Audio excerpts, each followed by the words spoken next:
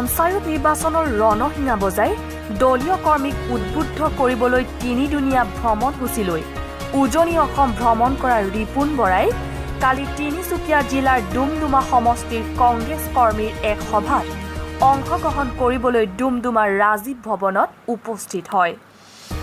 বিয়লি 4 বজাত আয়োজন কৰা সভাখনত ৰিপুণ বৰাৰ লগতে প্ৰাক্তন কেন্দ্ৰীয় মন্ত্ৰী পৱন সিং খাটুৱাৰ, প্ৰাক্তন মন্ত্ৰী পৃথিৱী মাঝি, ডুমডুমা বিধানসভা সমষ্টিৰ বিধায়ক দুৰ্গা ভূমি উপস্থিত থাকে।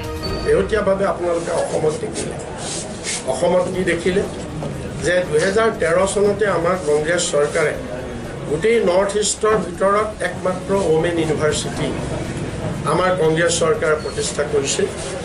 Government is a continuous process. 16 চনলৈকে আমি আছোঁ, আমি যিমানখিনি পাৰোঁ ওমেন ইউনিভাৰ্চিটি আগবঢ়াই নিছোঁ। তাৰপিছত নতুন গভৰ্ণমেণ্ট আহিছে, আমি য'ৰ পৰা এৰিছোঁ তেওঁলোকে তোৰ পৰা আৰম্ভ কৰিব লাগে।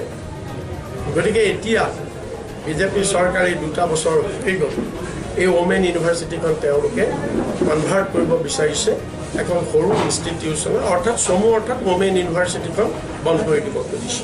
গতিকে এইটো হৈছে তেওঁলোকৰ ওমেন এম্পাৱাৰমেণ্টৰ, মহিলাৰ প্ৰতি তেওঁলোকৰ যিটো সদিচ্ছা। আৰু আপোনালোকে দেখিছে বিজেপিৰ শ্লোগান এটা, মানুহক এট্ৰেকশ্যন কৰিবলৈ কয় এটা, ভিতৰত ৰূপ তেওঁলোকৰ বেলেগ। এতিয়া তেওঁলোকে মানুহক এট্ৰেকশ্যন কৰিবলৈ শ্লোগান কি? বেটি পঢ়াও বেটি বচাও। কিন্তু আজি তেওঁলোকে বেটি পঢ়াওৰ নামত ওমেন ইউনিভাৰ্চিটিখন বন্ধ কৰিবলৈ গৈ তেওঁলোকে কি দৃষ্টান্ত দিলে মহিলাৰ শিক্ষা সম্প্ৰসাৰণ?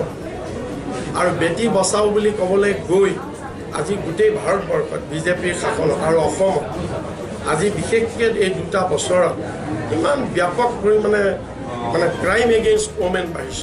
এই সভাতে সদৌ অসম গোৰ্খা ছাত্ৰ সন্থাৰ কেন্দ্ৰীয় সমিতিৰ প্ৰাক্তন সভাপতি উদয় সিং লিম্বুৱে কংগ্ৰেছ দলত আনুষ্ঠানিকভাৱে যোগদান কৰে। উল্লেখযোগ্য যে গোৰ্খা ছাত্ৰ সন্থাক সন্মুখৰ পৰা নেতৃত্ব দিয়া প্ৰাক্তন সভাপতিৰ কংগ্ৰেছত যোগদানে বিশেষ তাৎপৰ্য বহন কৰিছে।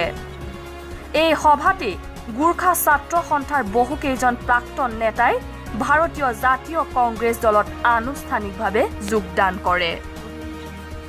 তিনিচুকীয়াৰ পৰা Bhaskar Dahal report, Indian prime news.